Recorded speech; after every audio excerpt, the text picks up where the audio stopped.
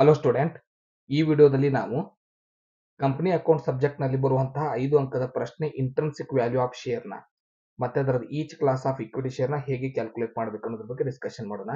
In this video we are going to discuss company account intrinsic value of share and it's each class of equity share. So I have taken one example. From the following information, compute the intrinsic value of all class of equity share.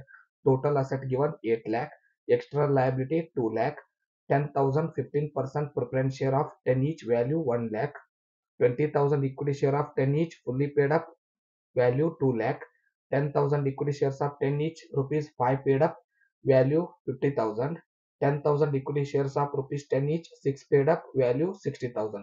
So I have taken one example. They asked the intrinsic value and each class of equity share. So ಈ ಪ್ರಶ್ನೆಯಲ್ಲಿ intrinsic value ಮತ್ತೆ ಅದರ each class equity share value ಕಂಡಿಡಿ ಅಂತ ಹೇಳಿದ್ದಾರೆ. So ಫಸ್ಟಿಗೆ intrinsic value ಕಂಡಿಡಿಬೇಕಂದ್ರೆ ಅದರ formula ಗೊತ್ತಿರಬೇಕು.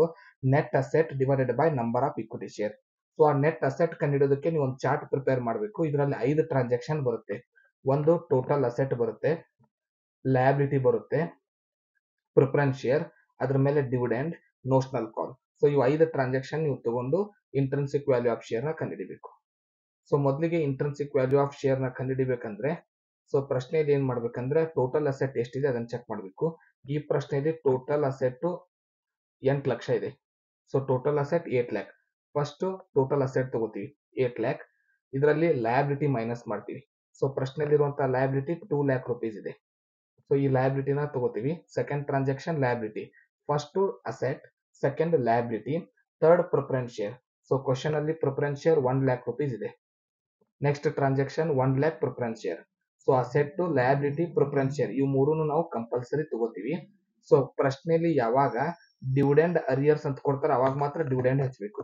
ಸೊ ಕ್ವಶನ್ ಅಲ್ಲಿ ಕೊಡ್ತಾರೆ ಡಿವಿಡೆಂಡ್ ಅರಿಯರ್ಸ್ ಫಾರ್ 1 ಇಯರ್, ಅವಾಗ ಮಾತ್ರ ಡಿವಿಡೆಂಡ್ ತಗೋಬೇಕು ಇಂಟ್ರಿನ್ಸಿಕ್ ವ್ಯಾಲ್ಯೂಗೆ. ಸೊ ಡಿವಿಡೆಂಡ್ ಅರಿಯರ್ಸ್ ಇದ್ದಾಗ ನೀವು ಪ್ರಿಫರೆನ್ಸ್ ಶೇರ್ ಮೇಲೆ ಡಿವಿಡೆಂಡ್ ಕ್ಯಾಲ್ಕುಲೇಟ್ ಮಾಡಬೇಕು. ಡಿವಿಡೆಂಡ್ ಅರಿಯರ್ಸ್ ಅಂತ ಕೊಟ್ಟಿಲ್ಲ ಆದ್ರೆ ಆ ಕ್ವಶನ್ ಅಲ್ಲಿ ಡಿವಿಡೆಂಡ್ ಸಾಲ್ವ್ ಮಾಡಬಾರದು. 1 ಇಯರ್ ಡಿವಿಡೆಂಡ್ ಅಂತ ನಾನು ಇದರಲ್ಲಿ ಎಂಟ್ರಿ ಮಾಡ್ಕೊಂಡಿದ್ದೀನಿ ಫಾರ್ಮೆಟ್ ತಿಳಿಸೋದಕ್ಕೋಸ್ಕರ. So 1 lakh rupees preference share ಮೇಲೆ ಪ್ರಿಫರೆನ್ಸ್ ಶೇರ್ ಇನ್ ಪರ್ಸೆಂಟೇಜ್ ಕೊಟ್ಟಿರ್ತಾರೆ ಕ್ವಶನ್ ಅಲ್ಲಿ. ಸೊ ಆ ಪ್ರಿಫರೆನ್ಸ್ ಶೇರ್ ಇನ್ ಪರ್ಸೆಂಟೇಜ್ ಏನಿರುತ್ತೆ ಅದನ್ನೇ ಡಿವಿಡೆಂಡ್ ಅಂತ ಕರಿತೀವಿ. ಸೊ 1 ಲ್ಯಾಕ್ ಏನಿದೆ ಪ್ರಿಫರೆನ್ಸ್ ಶೇರ್ ಇನ್ ಅಮೌಂಟ್ ಇದೆ. ಸೊ ಈ 1 ಲ್ಯಾಕ್ 15% ಪ್ರಿಫರೆನ್ಸ್ ಶೇರ್ ಮಾಡಿದಾಗ 15,000 ಡಿವಿಡೆಂಡ್ ಬರುತ್ತೆ. ಇದನ್ನ ಎಂಟ್ರಿ ಮಾಡ್ಕೋದು. ಟೋಟಲ್ ಅಸೆಟ್, ಲಯಬಿಲಿಟಿ ಮತ್ತೆ ಪ್ರಿಫರೆನ್ಸ್ ಶೇರ್ ಪ್ರಶ್ನೆಯಲ್ಲಿ ಕಂಪಲ್ಸರಿ ಕೊಡ್ತಾರೆ. 3 ಟ್ರಾನ್ಸಾಕ್ಷನ್ ತಗೋತೀವಿ. ಡಿವಿಡೆಂಡ್ ಮೆನ್ಷನ್ ಮಾಡಿದ್ರೆ ಮಾತ್ರ ತಗೋಬೇಕು. ಡಿವಿಡೆಂಡ್ ಅರಿಯರ್ಸ್ ಫಾರ್ 1 ಇಯರ್ ಅಂದ್ರೆ ಪ್ರಿಫರೆನ್ಸ್ ಶೇರ್ ಅಮೌಂಟ್ ಮತ್ತು ಪರ್ಸೆಂಟೇಜ್ ಮಾಡಿ ಆನ್ಸರ್ ಹಚ್ಚಬೇಕು. ಡಿವಿಡೆಂಡ್ ಅರಿಯರ್ಸ್ ಫಾರ್ 2 ಇಯರ್ ಅಂದ್ರೆ ನೀವು ಕ್ಯಾಲ್ಕುಲೇಟ್ ಮಾಡಿದ ಡಿವಿಡೆಂಡ್ ನ ಮಲ್ಟಿಪ್ಲೈ ಬೈ 2 ಮಾಡಬೇಕು. ನೆಕ್ಸ್ಟ್ ನೋಷನಲ್ ಕಾಲ್, ಒಂದಕ್ಕಿಂತ ಹೆಚ್ಚು ಇಕ್ವಿಟಿ ಶೇರ್ ಇರಬೇಕು ಪ್ರಾಬ್ಲಮ್ ನಲ್ಲಿ. Then only we have to take notional call. If they given only one equity share, then there is no notional call. ಒಂದೇ equity share ಕೊಟ್ರೆ ಅದು partly paid up ಇದ್ರೂ ಕೂಡ notional ಕಾಲ್ ತಗೊಳ್ಳಲ್ಲ. ನೋಷನಲ್ ಕಾಲ್ ಅಂದ್ರೆ ಬರಬೇಕಾದ ಬ್ಯಾಲೆನ್ಸ್ ನ ಎಂಟ್ರಿ ಮಾಡೋದು. ಸೊ ಮೊದಲನೇ equity share holder full payment ಮಾಡಿದ್ದಾನೆ, ಫುಲ್ಲಿ ಪೇಡ್ ಇದೆ. ಅದೇ ಎರಡನೇ equity share holder full payment ಮಾಡಿಲ್ಲ, 10 ಈಚ್ ಅವನ್ ವ್ಯಾಲ್ಯೂ, ಆದ್ರೆ ಪೇಡ್ ಮಾಡೋದು ಬರೀ 5 rupees ಬ್ಯಾಲೆನ್ಸ್ ಇಟ್ಟಿದ್ದಾನೆ. ಅವ್ನು 10,000 ಶೇರ್ಸ್ ಇದೆ.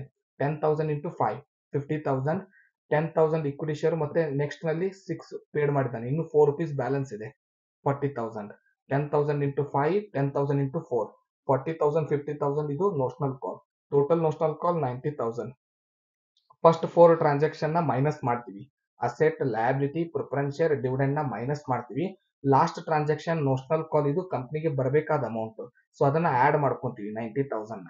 ಸೊ ಟೋಟಲ್ ಮಾಡಿದಾಗ 5,75,000 ಬರುತ್ತೆ. ಇದು ವ್ಯಾಲ್ಯೂ ಆಫ್ ಶೇರ್ ಅಲ್ಲ, ಈಗ ಬರೀ ಕಂಡು ಹಿಡಿದಿರೋದು ನೆಟ್ ಅಸೆಟ್.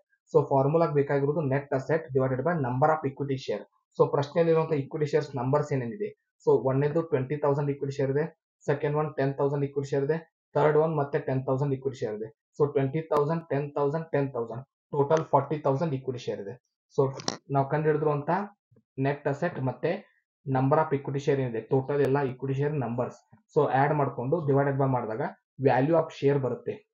ಇನ್ನು next each class of equity share ಕಂಡಿಡಿ ಅಂದ್ರೆ ಮೊದಲನೇ equity share holder full payment ಮಾಡಿದ್ದಾನೆ, ಅವನಿಗೆ ಫುಲ್ ಬಂದ್ ಆನ್ಸರ್ ಪೇಮೆಂಟ್ ಮಾಡಬೇಕು. ಅದನ್ನ ಹೇಗೆ ತೋರಿಸ್ತೀವಿ ಅಂದ್ರೆ ನೋಷನಲ್ ಕಾಲ್ ನ ಮೈನಸ್ ಮಾಡ್ತಾ ಹೋಗ್ತೀವಿ. ಸೊ ಮೊದಲೇ ಇಕ್ವಿಟಿ ಶೇರ್ ಹೋಲ್ಡರ್ಗೆ ಯಾವುದೇ ರೀತಿ ಮೈನಸ್ ಮಾಡೋ ಅವಶ್ಯಕತೆ ಇಲ್ಲ, ಫುಲ್ಲಿ ಪೇಡ್ ವ್ಯಾಲ್ಯೂ ಇರೋದ್ರಿಂದ ಫುಲ್ ಪೇಮೆಂಟ್ ಮಾಡಿದಕ್ಕೆ 14.3. ಎರಡನೇದ ಒಂದು ಫುಲ್ ಪೇಮೆಂಟ್ ಆಗಿಲ್ಲ. 10,000 ಇಕ್ವಿಟಿ ಶೇರ್ ಓನ್ಲಿ 10 ಈಚ್, ಅದರಲ್ಲಿ 5 ಮಾತ್ರ ಪೇ ಮಾಡಿದ್ದಾನೆ, ಇನ್ನು 5 ಬ್ಯಾಲೆನ್ಸ್ ಇದೆ. ಸೊ ಈ ರೀತಿ ಬ್ಯಾಲೆನ್ಸ್ ಇದ್ದಾಗ ಇದನ್ನ ಮೈನಸ್ ಮಾಡ್ತೀವಿ. ಅದನ್ನ ಎಂಟ್ರಿಯಲ್ಲಿ ಹೇಗೆ ತೋರಿಸ್ತದೆ ಅಂದ್ರೆ ವ್ಯಾಲ್ಯೂ ಆಫ್ ಇಕ್ವಿಟಿ ಶೇರ್ ನಾವು ಕಂಡುಹಿಡಿದ್ರು ಆನ್ಸರ್ ಬರ್ಕೋತೀವಿ. 14.3 ಬಂದಿದೆ. ಸೊ ನೋಷನಲ್ ಕಾಲ್ ಎಷ್ಟು ಬಾಕಿ ಇದೆ ಅಂದ್ರೆ 5 rupees ಬಾಕಿ ಇದೆ. ಅದನ್ನ ಡಿಡಕ್ಟ್ ಮಾಡಿದಾಗ 9.3. ಈ ರೀತಿ ನಾವು ಏನ್ ಮಾಡ್ತೀವಿ, ಆನ್ಸರ್ನ ಕಂಡುಹಿಡಿತೀವಿ. Next third equity share holder ಏನಿದ್ದಾನೆ 10 each 6 ಪೇಡ್ ಮಾಡಿದ್ದಾನೆ, ಇನ್ನು 4 rupees ಬ್ಯಾಲೆನ್ಸ್ ಇದೆ. ಇದನ್ನ ನಾವು ಕಂಡುಹಿಡಿದ್ರು ವ್ಯಾಲ್ಯೂ ಆಫ್ ಶೇರ್ ಅಲ್ಲಿ ಮೈನಸ್ ಮಾಡ್ತೀವಿ.